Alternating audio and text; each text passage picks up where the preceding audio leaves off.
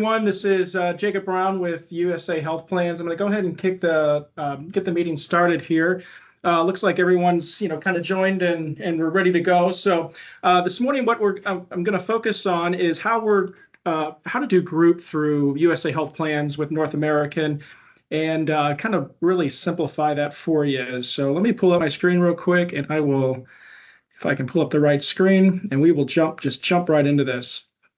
So on your enrollment site, and really this process that we're defining now going forward is really for all the 11-1 effectives and moving forward. So we've kind of refined this process, made it easier for you in the field, and hopefully allow you to have a lot more success and make this just a lot quicker, easier, and turnkey for you. So when you go to your enrollment site, you're just going to choose the state that the company is domiciled in, and that's the main takeaway here. Is you do need to have a non-resident license in the state that the company is domiciled, or a resident license in the state that the company is domiciled, but you do not have to have a license for where their employees are at. That's the benefit of ERISA. That's the benefit of W-2 group policies. Is that the company may be in Texas and they may have employees in New York, and the license follows the state of Texas where the company is domiciled. So when you're looking at our platform, we have right now we have our 2 platforms up for group. We are going to be bringing on a non-insurance, MEC type platform in November. I'm not going to spend any time on that at all today. The quick line I'll give you on this platform that's coming is it's really going to be like low cost, benefits that the employer can offer to their employees. Stuff like, maybe it's just a MEC, a minimum essential coverage. Maybe it's just like a preventative, a couple office visit benefit. Maybe it's just like a DPC benefit that gives them unlimited office visits or unlimited labs, covered with co-pays. Some mental health stuff like that, stuff that's going to be at like $29, $49, $79, $99, $129 price points on the employee. More so for groups that can't afford to do what we're doing on the group major medical side or on the MVP side that we're going to talk about today. Or maybe this non-insurance platform or MEC platform could be used in conjunction to supplement an existing medical policy they have today. So we'll be bringing that online next month at some point. Today, we're going to talk about group major medical, how to sell it, how to enroll it, and we're going to talk about our MVP plans with the SBA cooperative. So I'm going to start with group major medical because this is really a lead product. This is where, if a group is currently insured, they probably have some type of major medical policy in place right now. And so we will start there. So this product, even though it doesn't have an enroll button, this product is live just because the way that we have to set up groups, it's not, it's a little bit of a different flow. So just because it doesn't say enrolled, don't be discouraged there. Everything you need is sitting here. And, first of all, the states that we're not selling in right now are these states listed here. This can change in the future. Quite frankly, we just don't have any demand there right now. We don't really have any agents on the ground in these states, business coming out of there, which is why we're not paying for the licenses. But prove us wrong, and we'll go add those states and expand territory. But again, ties to the company, not the employee. So there's 2 ways that we're doing major medical, and you really need to look at it as 2 to 9 employees and 10 and greater. And the reason that it's separated like that is, for one, the larger the group, the better the rates we can get. So, we start changing the, comp structures and rate structures because you just have to get more competitive in this sector. But also it's the way it's underwritten. Groups 9 and under, they are going to require a PHQ or a medical application, some type of application that the employee is going to need to fill out. That way it can go to underwriting, and underwriting can produce a final binding underwritten rate. Now, when you're in groups 10 or more, we have what's called census-based underwriting. And census-based underwriting means we're going to take data from a census, and we're going to produce a final binding underwritten rate based off of census. There are no applications. There's no guesswork. There's no, hey, here's a quote, and then let's go to underwriting and the price changes. And no, it is, you give us a census, we're going to come back with a final binding underwritten rate. You can put it right in front of the employer and say, that's the deal, right? And a lot of employers will certainly appreciate that because it takes no time for them to produce the type of data and rates and all that stuff they need to do at renewal. So anyways, let's start with groups 2 to 9, and we'll work our way into this. So the best way to do this, the difference with USA Health plans is we're not a BUCA, right? So, a lot of our plans are self-insured plans. We've packaged up. We've got, we deliver in a packaged format. And for that reason, don't have this huge quote engine where you need to import all this stuff and run a quote and all of that. The way we operate is use our pre-underwritten rate proposal here. These are the average rates that we are seeing from groups 2 to 9. And we update this from time to time. We're going off the last 6 to 12 months. Typically, we go off the trends. Of course, underwriting is underwriting. I mean, there could be a situation in a group where there's an extremely high claim happening right now, and all bets are off. But what we want you to be able to do is to be out in the field and say, these are the average rates that we're seeing. And the best way to quote that is to say, okay, if approved, the employee-only rate typically falls within $75 a month of what is outlined below. So plus or minus 75, plus or minus 75. The family, about 100, 125. I'm sorry, the employee spouse and employee child, about 100, 125. The employee family could be plus or minus 150, 175, right? Overwhelmingly in group, though, I mean, it seems to be that this is over 60% of enrollments. Sometimes we get groups where it's 100% of the enrollment is employee only. And so that's really the focal point, certainly. So when you're working with an employer and you can say, hey, plus or minus 75, if that makes sense to you, then let's go to underwriting. And I will say, we are using EBA on this for 2 to 9. Underwriting is very fair. It's very money in, money out. They're not so concerned about a condition that exists today. They're concerned about where is that condition in the claim, right? Has the major expense already been exhausted? If so, they're not that concerned. They're looking at, the expense that's coming down the road or the ongoing. So plan-wise, it's major medical. It's pretty straightforward. If I look at all these plans here, I mean, you have a max out of pocket on major medical. There's no funny business on this plan, right?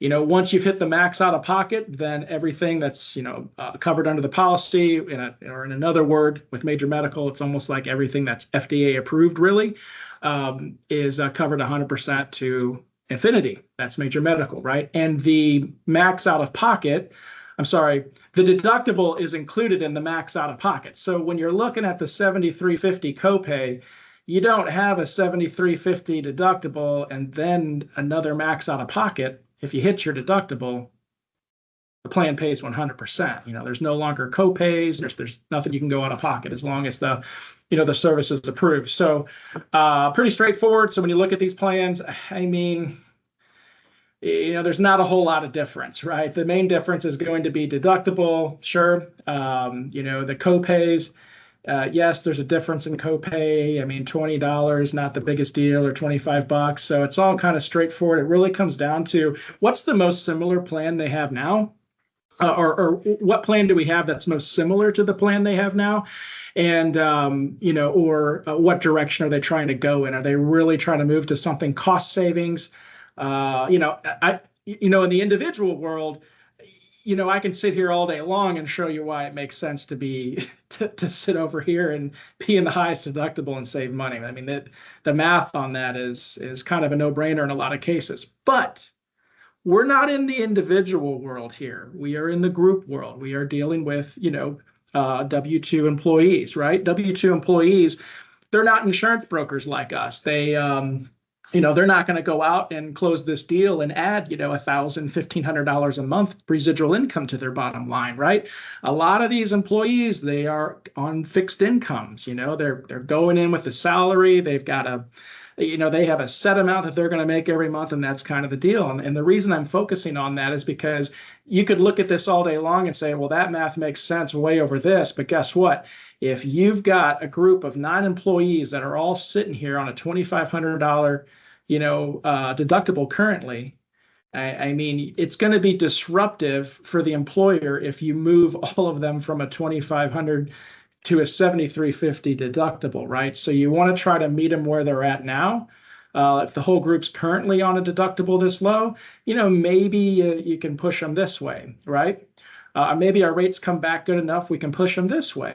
But to increase an employee's deductible by $5,000, I mean, that's that could be 20% of their disposable income, and it may not bode well for you. So, but there should be a plan here that comes close to matching, an existing plan that the employer has. Now, this is PPO, and it is the Cigna network. So, many of you are familiar with this because of our individual model. That's about as big of a network as you can get. So this plan is going to compete heavily with just about any plan you walk into. It's really going to come down to, what rate are they currently getting from their existing employer. So anyhow, these are the rates we suggest you quote to keep it simple. That way you're not giving us a census and trying to spend time producing all this stuff. Just go out with that rate sheet and say, hey, plus or minus 75.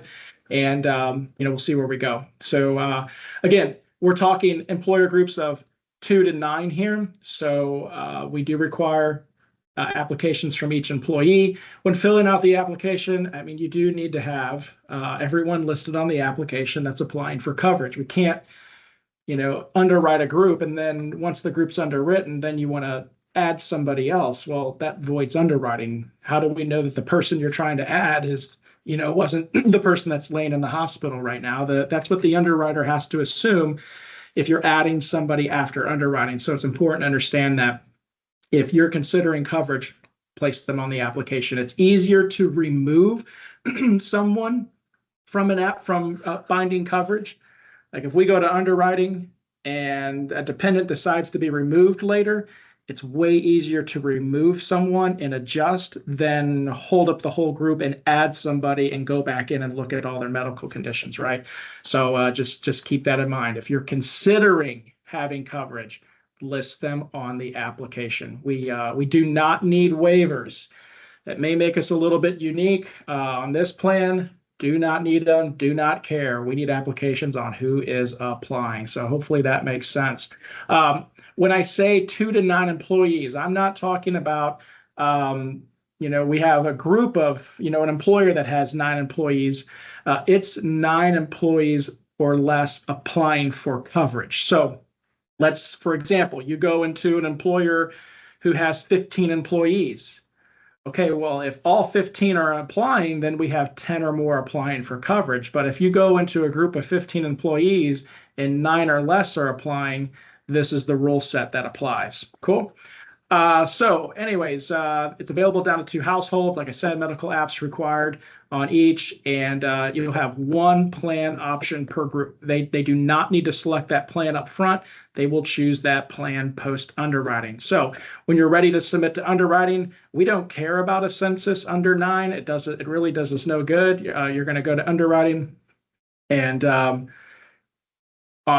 2 to 9, there we go. You're going to type in your name. You're going to type in your phone number, your email address, the company name, the name of the owner, the owner's address. And then, we have some I understand stuff here just so we can help make sure that you're following in the parameters and making sure we have what we need to move forward. So it's going to be under 10 employees. You expect that we're going to see 6 applying. You're not including waivers, stuff like that. Which plan are they? Go ahead and select one that they're going to apply for up front. But we can change that post underwriting. But we just need to have one that you're shooting for, just so we can make things easier on the back end for setup. So pretty straightforward. Do you want to have ancillary plans like dental and vision included?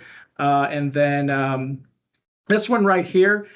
What you're submitting here is basically all the information we need to go ahead and set up a list build process and set up a link process to go to underwriting, because each group is unique, right? So once you click submit, what we're going to do is create a group specific enrollment link for you based on what you told us here. And we'll give you that group specific enrollment link, typically within 48 hours of you submitting this, which is right here. And that group specific enrollment link will have the application for each of those employees to fill out. So we'll know, because you told us, we'll know that we're on the lookout for about 6 employees. So if we've only got 3 that have come in the door, we know we're still waiting for more. And it just helps us identify, when these groups are ready to actually send to underwriting. Because if you have if you're going to have 6 employees applying, we can't go to underwriting until we have all 6, right? Now, if you told us 6 and there ends up being 5, and you tell us, hey, it's only going to be 5, cool, got it. We'll push it to underwriting. So we just need to know. But anyways, that's how that process works there. So now let me go back. Hey, Jacob. It's Yeah. Kris from Next Step. I apologize. The link was just gone and missing, but I finally got the link. There are 2 questions that were asked. Cool. So one is premiums yearly. So I believe that answer is those were the monthly premiums. So you would do that times 12 or Correct. Right? Yep. That's correct. These are monthly premiums. You said something about under 75. So somebody says, how is it under $75 a month? I was saying these rates down here are pre-underwritten rates. So these are the average rates that we see from underwriting in groups 2 to 9. So these are the rates that you want to quote. What I meant by the 75 is the employee only rate you're looking at. The final underwritten rate is typically plus or minus $75. So if the group is really healthy, they may come back at $75 less than the $579. So they may come back at, 504, right? But if the group's a little, their health is a little less than average, this rate may be $25 higher, $50 higher. Typically, the max we see is 75. Typically, once we start seeing groups be $75 more than this, we start to see declines. Not to say we won't get an offer that's $100 or $150 higher than this. We just start to see declines. So that's just a good rule of thumb to quote, that on average, rates are typically within $75 of this, maybe higher, maybe lower, because this is just an average of the last year. And then Jill says, is anyone being denied coverage in the 2 to 9 group based on health, or will they be accepted but the premium's just higher? So would you say, they got one unhealthy person, would you deny them completely? It could. It's underwriting. So underwriting has the right to deny. So it just depends on the situation. There are times that there is one employee that will cause a decline. It just depends on the situation. Last one says minimum employer contribution. There is none. It's whatever the employer wants to contribute. But I mean, if the employer is trying to make a $50 or $100 contribution here, I can tell you they're probably not going to be very successful in installing many benefits. We may want to consider a different plan, but it is up to the employer, whatever they want to contribute. And once the final binding underwritten rate comes back, let's say we bind coverage 11/1, that rate is locked from 11/1 to 10/31 of 2025, right? So they'll get a renewal notice next year based on trend and group claims. All right, I think that's it for now. Cool. So this shouldn't take long here. Exact same policy. We're just moving into when 10 or more employees are applying. This is where we use census-based underwriting. So the process to underwrite is just a little bit different, but same thing. You have a pre-underwritten rate proposal here. Again, in this case, plus or minus 75. And these are the average rates we're seeing for groups that enroll with 10 to 49 employees. On average, see, they're a little bit less. The last one was 579. We're typically seeing these come across, around the 550 mark. When you get into groups 50 plus, same thing. Exact same plans. Nothing's changing. It's just these are the average rates that we are seeing in groups 50 plus. So now, where this differs for groups 10 plus is that we use census-based underwriting. So same as before, there are no participation requirements. There is no employer contribution minimum requirement, nothing like that. We're just going to underwrite whoever you put on the census. So in this case, under 9 and under, we're going to have to take a full-blown medical app on each employee. Census-based underwriting, we don't. We literally just take a census. So on the census, you will only list the employees and the dependents applying for coverage. You do not list any waivers. If they're listed on the census, they will be underwritten, right? So you just list whoever is applying for coverage, or again, considering coverage, because it's much easier to remove a dependent or remove an employee after underwriting than it is to add and then go back to underwriting, right? Because that'll cost you days in the field, and that's nothing we can do about that. If we're just removing somebody, the underwriter's already got all the data. It's just much easier to push something out if rates need to change. So just be aware of that up front.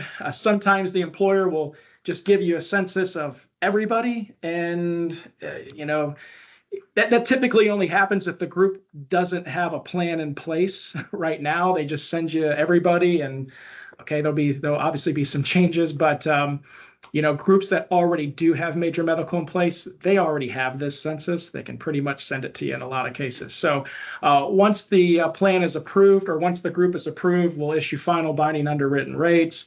The groups 10 plus can have up to 3 plan options. And this is the exact same plan that we're running 2 to 9. It's the exact same plan that we're running on the individual side. So all census-based underwriting does is gets rid of the employee applications. It gets rid of all the wasted time. There is no guesswork. So now when you're quoting, you can say, hey, these are the average rates that we see. Now I can make this really simple for you. All I need is a census, and I'm going to come back to you with a binding final underwritten rate for you to say yes or no. I'm not just going to come back with a bogus quote right after you give me all this data and all this stuff. You give me what I need.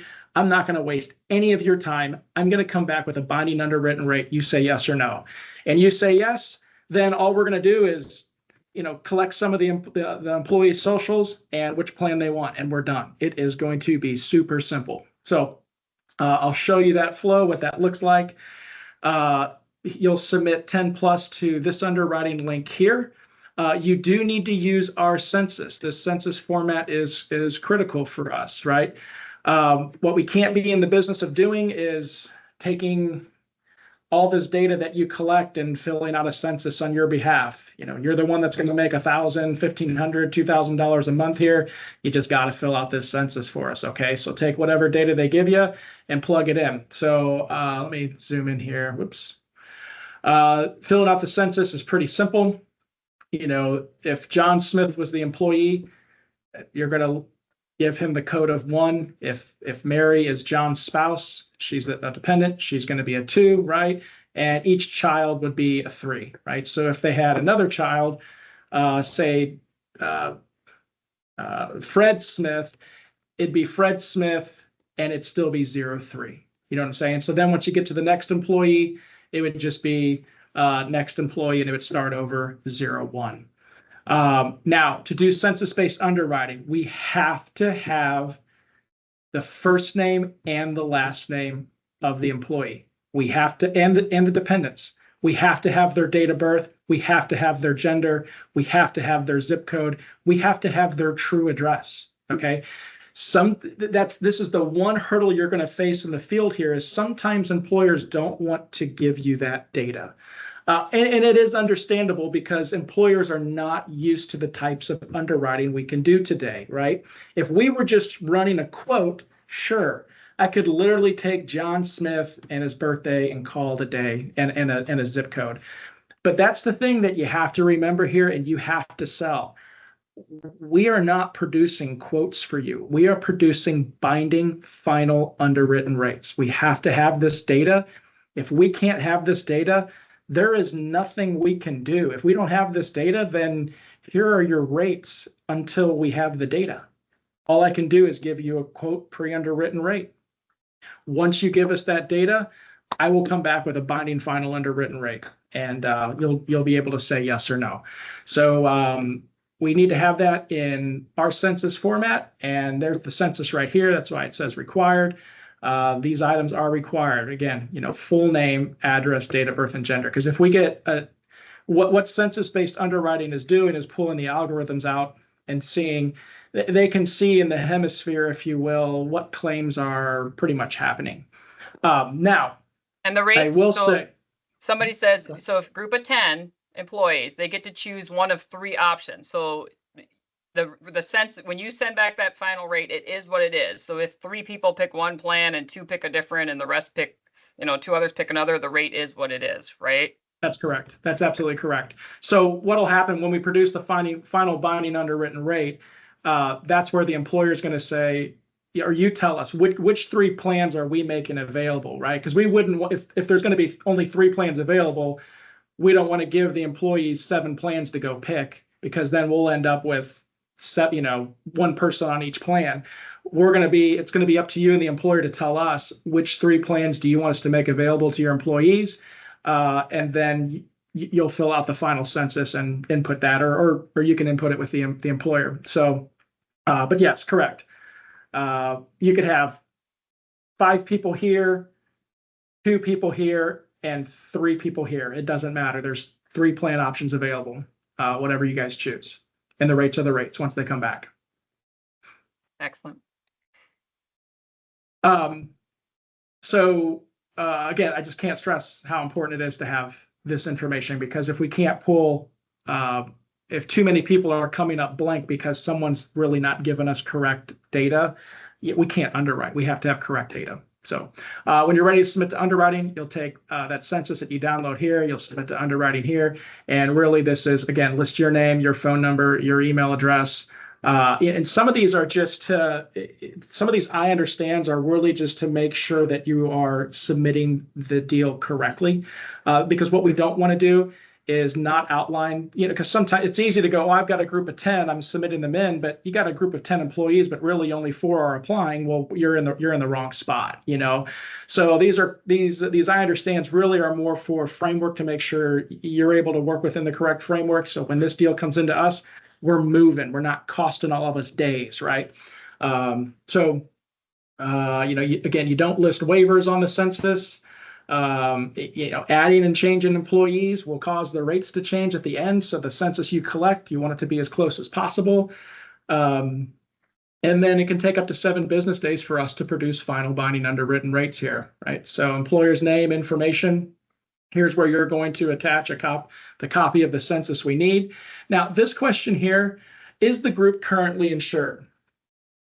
It's not required for groups under 50 for them to be currently insured. So when you're in the 10 to 49 bucket, we do not require the group to currently be insured. However, I will tell you, as a selling agent, if they are insured and they can produce, and you can get their existing rates and you can get their existing benefit outlines, attach it and give it to us. Because if the group is currently insured, groups who are able to provide that to us typically get lower rates. Now, most employers think, well, if I give you my existing rates and I give you my existing plan, then you're just going to match that, and it's going to cost me money to show my hand, basically. And that's not how it works with census-based underwriting. Okay, here's how census-based underwriting works. We're going to underwrite off of a census. We're going to pull all of the generic data that can be seen kind of out in the hemisphere to identify what claims are happening, right? So if we are able to see their existing rates and their renewal rates, that tells underwriting where all that data that we pulled in the hemisphere, we can see where they're at in the claim process more clearly, right? Because if the renewal rate is in line with normal trends, then underwriting can say, well, we can give this group a really good rate because this condition we pulled, the claim has already been paid and already is good to go. So then the underwriter doesn't have to risk for that. So let's say the group does not give us the renewal rates, and census-based underwriting comes back and they can see a condition in there. Well, if we can't see the renewal rates, then underwriting has to add cost to assume that that claim is still going on right now, right? But if we can see renewal rates, we can see if the claim has already been paid. Maybe TMI, I just want you to understand how important it is for underwriting, because that could be a difference of $50 a month. That could be the difference of you landing the deal, right? So if you can get that data, it's only going to help you. It's not going to hurt you. Also, if you can get this data, let's say the group rate comes back too high, or let's say the group rate gets declined, I can then take all of the data you've given me with the existing plan information, and I can take that out to other underwriters and have other underwriters look at it. But if I don't have the current plan summary and renewals, this is the only plan we can run. So if we get a bad deal here or we get declined, then we're off to a different plan. But if we have all their existing docs, I can take that out to another underwriter and get a second bid. But can't do that unless I have existing docs. So I would try to get them every time if you can, although it's not necessary. Pick the effective date you're looking for. Obviously, it's going to let you choose the 16th. This form's kind of funky, but we can only do the first of the month. So November 1st, December 1st.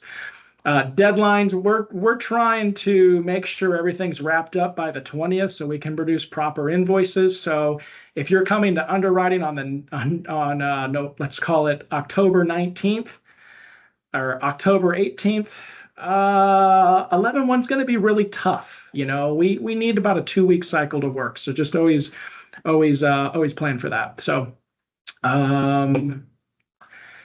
now, that's for groups when we're in the 2 to 49 bucket. Again, we do not require the group have existing insurance, although it's preferred and will help you if you can get us that information. When we get to groups 50 plus, we do require that they have insurance in place. And there's really 2 reasons for that, because if you're going into a group of 50 plus and they don't currently have insurance in place, then that means you're probably working with a group that used to be 45 employees and is now 60 employees, and now they're staring down the barrel of penalty A and penalty B from the Affordable Care Act because they're considered a large employer, right? When you're trying to go from 0 to major medical on groups that are turning 50 plus, that are now facing $5,000 penalties per employee because of the ACA, to try to go to underwriting when you have nobody currently insured, it is. I've been doing this a long time. I will tell you that they almost, I would say, 98, 99% chance that deal's not going to close for you at all, just because. Again, they give you all 65 employees. No one's currently insured. You get this final underwritten rate based on 65 employees, and then the employer's like, oh my gosh, I can't believe how expensive that is. And we have to make it affordable because of the Affordable Care Act. And I've got to contribute, $450 a month. And I had no idea, right? And then they come back and they say, well, we really only have 15 people that want to move forward. And then the underwriting rate goes up. It's just a mess. So when a group comes in that's 50 plus, where a foundation is already established, a plan is already in place, it's very easy to go to underwriting in this model, take their existing, 50 plus employees, their existing plan, take them to underwriting, come back and produce a rate. But if they don't have a plan in place, it just really doesn't work out. And so that's where we're going to segue into a different plan, right? So this is major medical. If your groups from 2 to 9 are getting declined, or they're getting rated way too high, or again, your groups 10 plus are getting declined, rated way too high, or you've got a group of 50 plus that currently does not have insurance, and we require them to have insurance to go to underwriting 50 plus, then let's go bind coverage through the SBA group plans. These are minimum value plans, and these are guaranteed issue. So this is literally just enroll and it's guaranteed. And so if you got that group 50 plus that's not currently insured, well, why don't we go put MVP in place? Because MVP solves for penalty A and penalty B, and it's guaranteed, and you'll be able to figure out who's all going to enroll. And maybe you're on MVP for year 1, and maybe we go to underwriting for year 2, back with major medical, right? Or same thing with a group that gets declined. Maybe they can't obtain major medical from small group and they need to look at MVP. So I'm just going to touch on these plans at high level. I know I spent a lot of time on the other plans really because I wanted you to understand the underwriting process, but these plans, they're not. It's click and enroll. They're guaranteed issue. So MVP, we have 3 options: bronze, silver, gold. When you go into a group, all plans are available. So if you got a group of 6 employees, yeah, 1 could be on gold, 1 could be on, silver, and, 2 or 3 can be on bronze, whatever that needs to be. So MVP plans, the benefits themselves when used are unlimited. The limitation is how many times you can use the benefits. So let me give you an example. You go into the hospital. Okay, they're going to charge you a $1,500 copay for being in the hospital. Then the plan pays 100%. Okay, so it's a purely copay driven plan. Where's the limitation? The plan's going to cover the first 5 days of hospitalization 100%. And then if you were on bronze, day 6, you're out of luck. Silver, the copay's lower. The number of days it covers 100% goes up. Gold, again, the copay's lower. The number of days it covers goes up. So you may have seen some of these plans before, sold on the individual market. We've had some very similar to this. There's a few more out there. But basically, it's a copay-driven plan. And you go to the primary care, $35 copay, and you can go to the primary care 6 times a year. If you were on gold, the copay goes down. The number of times you can go to the primary care goes up. Specialist, right? So it's all just a purely copay-driven plan. Where this MVP plan that we have through SBA Co-op, which is an exclusive offering to USA, where this beats a lot of plans that you've seen on the individual market is in the drug coverage. This is true fully insured drug coverage, co-insurance drivens and all the tiers, where a lot of the ones on the individual market were just discount. Another spot where this MVP plan, beats anything that's on the market is the fact that it's actually running on First Health PPO. So there's no reference-based pricing in this. Almost every MVP plan you're going to come across has reference-based pricing. These plans don't have it. It is all network contract. It's on First Health, great network. So these are the MVP standard plans. I want to show you this because you get to choose what plan combination you want. With the SBA, we have the MVP standard plans we just looked at. By November, we will have the MVP plus extension benefits. What does that mean? That means when you see the bronze here, where it says you have a $1,500 copay and the plan pays 100% of the hospitalization for the first 5 days. And remember how I said day 6, you're out of luck. Well, when the plan option with the extension benefits are available, it will extend hospitalization coverage to 365 days. So that version's probably going to be about $30 to $40 more a month. I think it's going to be very worth it.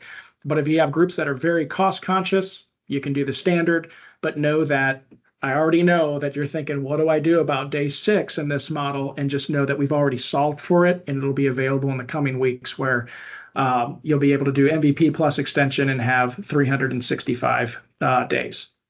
So rates here are guaranteed issue. Family rates, $867. This is the 4 to 49 group. You've got $446 for an employee only, and you've got $867 for a family. But I should have said silver and gold include maternity. Maternity is just on silver. The entire maternity process is a $2,300 copay, start to finish. That includes genetic testing, your breast pumps, delivery, the everything, right? You pay $2,300, the plan pays 100%. If you're on gold, you pay $1,700 and the plan pays 100%. So the maternity benefits are really, really rock solid. So there's the rates. These are posted on your site. I don't want to spend too much time here. When you get into groups 50 to 59, rates go down, right? Because risk goes down. Getting to groups 100 plus, again, rates go down. So I do want to focus here really quick because this is a major honey hole for this plan. There are a lot of groups that fall into the no man's land of the ACA, and it's that exact scenario I talked about earlier. You've got a group that used to be 45 employees, now there's 60 employees, and now they're dealing with up to like $5,000 or $6,000 of penalties per employee for not offering health insurance. Okay. MVP meets the Affordable Care Act requirement of to satisfy penalty A and penalty B for the employer. So, when you were looking at major medical and you're trying to go to underwriting, you got 60 employees who make, $18 an hour. The contribution the employer has to make to keep the affordability point possible, it's not affordable for the employer. They can't handle it. So to be able to go in and say, hey, $399, that's guaranteed. Check the box and go. They can throw down. We can work with you when we get to the affordability point. That is just the amount of premium that the employee pays can't be more than 8.5% of their income. So in this case, if the employee made $18 an hour, or let's just say $30,000 a year, divided by 12, that means that the employee would make $2,500 a month. That means if the employee made $30,000 a year, 8.5% of their income is $212 a month. That means the employer cannot let this be more than $212 a month. So that tells the employer, I need to contribute $399 minus 212. I need to contribute $187. So you're telling me my employees make $30,000 a year, and I just need to contribute $187 a month to each employee, make it available, and I'm out of penalty A and penalty B? And the answer is yes. And this is a huge problem that we can solve. I understand you may not run into these groups every day, but a lot of them are laying around because no one's been able to solve for that in recent years. So this is really a great benefit for that. So if you're confused about all of this, if you got a group you're working on, just bring it to us, get on our calendar, and certainly we'll work with you on that. There's the other core plans, the D&E plans. I don't want to spend a lot of time. I know we're kind of running out. The only reason you would need to use these plans right now is if you can't hit the participation requirement in MVP. Then you keep going down the ladder. Okay. But benefits can be a little bit less, can be a little bit more. Rates are just a little bit higher. But I kind of want to stop here for today because really the business you're going to be writing, it's going to be major medical, or it's going to be the MVP plan because they got rated too high, they got declined, or they can't afford major medical and they just need something guaranteed issue to start. So for the MVP plan, the honey holes for this plan, it's really going to be employer groups 20 and less, and it's going to be employer groups 50 plus. You see how I just carved out the employer groups 20 to 50, because 20 to 50 employees, it's almost always going right here. Group size 20 to 50 is almost always going here. It's just your smaller groups that get punished by underwriting come here, and it's for the MVP, the employer groups that get punished by underwriting come to the MVP, and it's the groups 50 plus that get punished by the ACA come to MVP. So how do you enroll a group for MVP? It's really simple. You just click enroll now. Yes, that is correct. It's $0 a month because you are enrolling the employer into a $0 list bill. Since we're not going to underwriting, since we know this is guaranteed, the employer is signing up, right? So you're literally just going to enroll the employer into a list bill, which doesn't cost them anything to set up a list bill with us. You're going to give us the company's name, company's address, the owner's name, the company EIN, and you're going to tell us, did you want to do the MVP plans? No extension. Do you want to do the MVP plans with the extension benefits? I think that that's probably going to be the biggest seller overwhelmingly because it's not going to cost much to add 365 days of hospital. Or are you doing one of the core plans, which I think we need to do on a different call for the sake of time? You're going to give us the employer's banking information, and then you're going to check the box and you are going to send a text message to the employer and have them sign the document. And this site's not live, which is why it doesn't say text for signature. But on a live site, you would put in the employer's cell phone number or email, click submit, and they're going to sign off on the documents to set up the SBA plan, which is pretty basic stuff. They're joining the co-op. Doesn't cost anything to join the co-op. They're setting up a list bill with USA Health Plans, and once we get that, then we are going to set up an enrollment site. So when you're looking at this site right now, you see all the stuff we have for individual, right? But once you enroll them into list bill, you're going to get a group specific site that's going to come back and say bronze, silver, gold. And that site that we send back to you is exclusive to that employer, and you go enroll the employees in bronze, silver, gold. So hopefully that makes sense. Kris, that's really kind of all I had today. I can talk about compensation here in a second. Yeah. But not sure if there's any other questions out there. That was it. Basically commissions. Cool. People want to know what their commissions will be. Okay. So in the coming week too, we're going to be sending out a live document for our platform. That way you always have access to the up-to-date commissions. Where we've been struggling is we keep adding plans. We have to modify plans. We have to change rates because we administer so many different plans that it's hard to stay up with a comp grid. So we're going to produce a live comp grid for you where you can just click the link and you can always see in real time, how things are updating. So when we look at EBA, the major medical stuff, individual, we have our highest margins, highest costs. So the compensation's higher. Groups 2 to 9. The producer comp is $70 for employee only. It's $100 for family. It's pretty good for group. A lot of self-insured group plans that are coming out are typically like $25 and $30 in a lot of cases. So very rich. And we are closing a lot of groups with this underwriting model. So you'll have a lot of success there. Groups 10 to 49. Comp goes down because we're shaving our admin rates. We have to shave comp. We're shaving the risk rate because you just have to start getting more competitive. We want to make sure that we can close the deal for you. If we go in full price on a group of 20, well, you may not get the deal, right? So we obviously have more work here because of apps. We have less work here because of the census.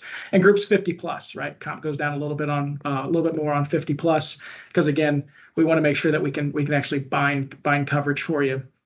SBA plans. The standard compensation for bronze is 60 employee only. It's 75 for silver and 90 for gold. We get into groups 50 plus, comp goes down. Again, we got to get the rates. It's very important for us and 50 plus to be underneath $400 a month. And we know that because of the contribution requirements for employers due to the ACA, stuff like that. So, but, go put on 50 employees, you're going to be close to $1,800, $1,900 a month, right? It's going to be hard to screw that up. So 100 plus rates go down even more just because you got to be competitive. So volume. And I can tell you, doing group and level, I do a lot like United Healthcare and many others. It's $30 per employee. That's it. You don't get paid for spouse and dependents. You just get paid for the employees. So this is a really extremely nice compensation. Yeah. We're pretty pleased with it. And the agents that have been writing with us are as well. And it'll do a couple deals with us, and it's just going to be really easy. And that's why we've changed our model to, instead of trying to produce quotes for you and all that stuff, just like we do with individual, it's just way easier to say, this is literally the average rate. And if you can sell it like that, get them into underwriting, I think I'd be pleased with a lot of rates we get back. I mean, we're never going to be able to get every group. It's just not possible. There's no one product that solves everyone's problems. There's going to be cases where, United Healthcare is going to go into a particular market for 6 to 8 months and just buy business, and sometimes there's nothing you can do about that. But in a lot of cases, we'll be extremely competitive. So any other questions?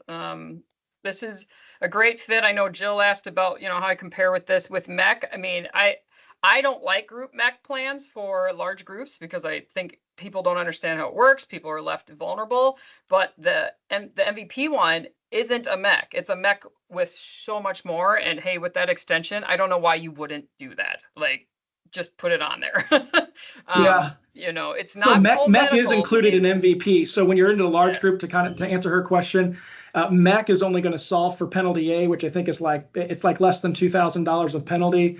MVP solves for penalty A because it includes MEC, but it solves for penalty B, which is the big one, which is the $4,000 or $5,000 penalty. So sometimes employers are left high and dry because they installed a MEC plan and they thought that they were penalty exempt when all of a sudden they get smoked with penalty B.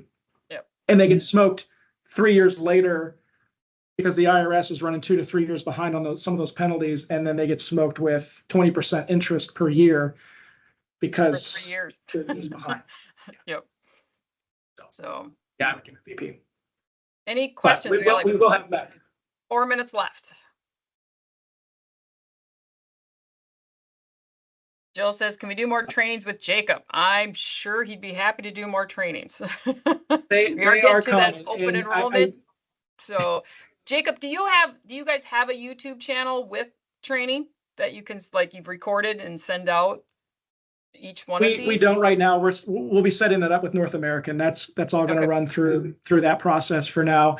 We'll be building a channel with them, kind of getting a lot of different videos edited down. The biggest challenge has been August and September and early October is when everything changes for open enrollment. So it's been really hard for us to create a bunch of content that's only good for 2 to 3 weeks and then recreate it all. So that's why we haven't been doing a lot of trainings yet. We've been mostly focused on at least getting everybody onboarded, at least getting everybody set up into our system so we're all ready for open enrollment. But as we get towards the later October, we're just going to be driving because everything's going to be set up and ready to run. So a lot more trainings will be coming and we'll be making videos from that.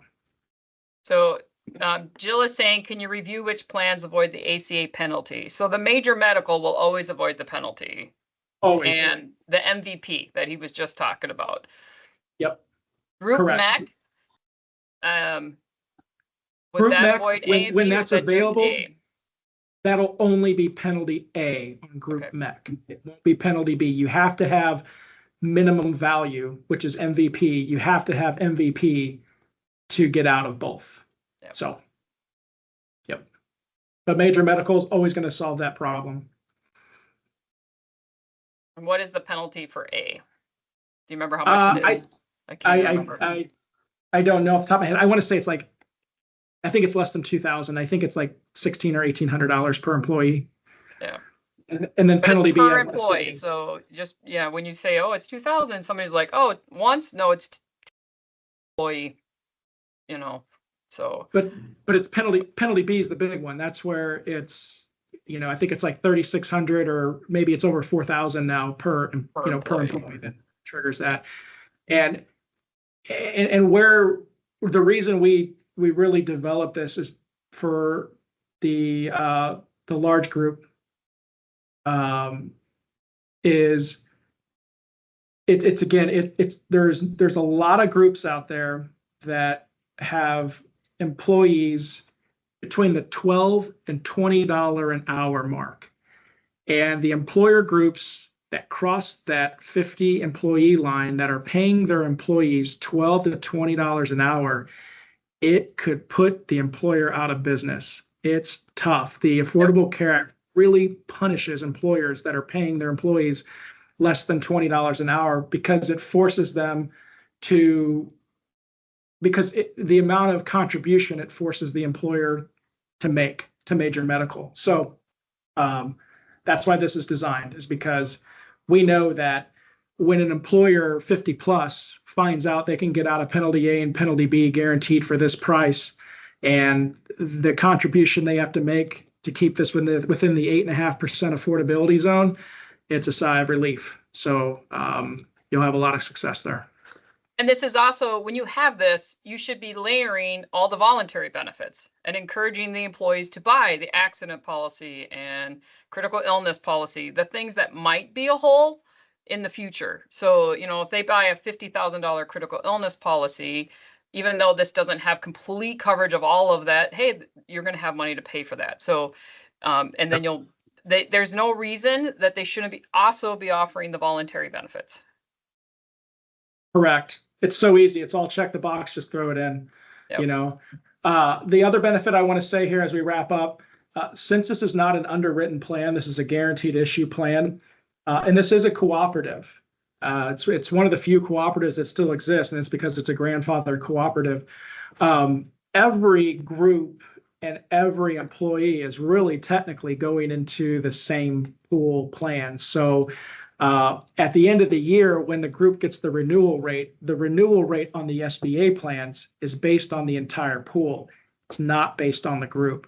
And that's especially important when you're getting to those groups 50 plus, because those the trend on those rates, it's not like you're going to have a group 50 plus and we solved their problem for 1 year and they had high claims and now their MVP plan doubles in price and it forces their contribution to double. It's that whole MVP setup is based on the entire pool of insureds. So those renewals are going to be much more predictable and in line with trend.